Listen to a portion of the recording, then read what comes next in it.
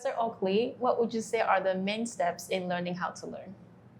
Well, gosh, I remember when I was first starting to study engineering, I would read the page over and over again. I would underline and concept maps because my teachers told me that was the way to go. And guess what? None of it worked very well.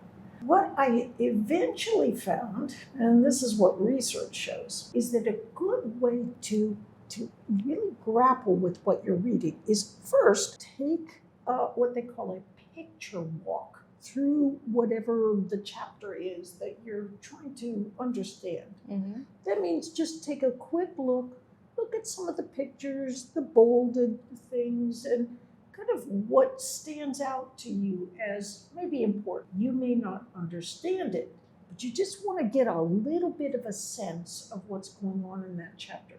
Now, here's what happened when I didn't do that. I remember reading a page and I thought, oh, I am not going to turn this page until I understand all of this. I sat there for over an hour, rereading pointlessly, accidentally turned the page, and that's when it all fell into place. Oh. So I just wasted an hour of my study time. So the best thing to do is that picture walk to get an initial sense of where the material is going. But then, when you settle down to study, you want to use something called the Pomodoro technique. Pomodoro technique. And what that does, neuroscience shows this is really a great way to study, is you put away all distracting things. So no little ringy-dingies on your phones, nothing popping up on your computer. Mm-hmm. You set a timer for 25 minutes and focus as intently as you can for those 25 minutes. If your thoughts wander, you just bring them back. And then when you're done with that 25 minutes of studying, you stop, you do not pick up your cell phone, just sit and retrieve from your own mind the key ideas you have just learned.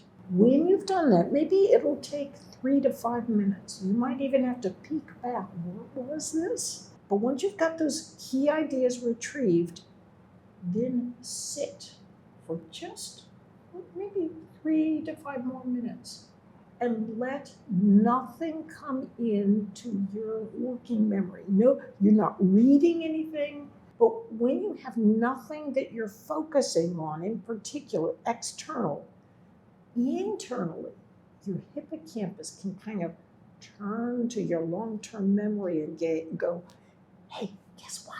You know what you were really learning? This is what it was. And it will organize and put those long-term links better into place so later you can recall and understand them. But the final little touch is that when you've studied with a Pomodoro, you can do several Pomodoros. Those little breaks actually help. And the reason they help is because they allow your brain to tag important information. And then at night, it reinforces that information. But the next day, retrieve some of that information again. Spaced repetition it's invaluable for learning. So these kinds of ideas can be exceptionally helpful when you're learning.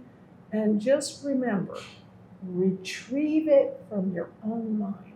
That's the best way to make sure you've got that information there and locked in long-term memory. So retrieval. It is our pleasure to have you with us today. Thank you so much for sharing with us your inspiring work and your generous sharing. It's my pleasure to be here, Rachel. Thank you.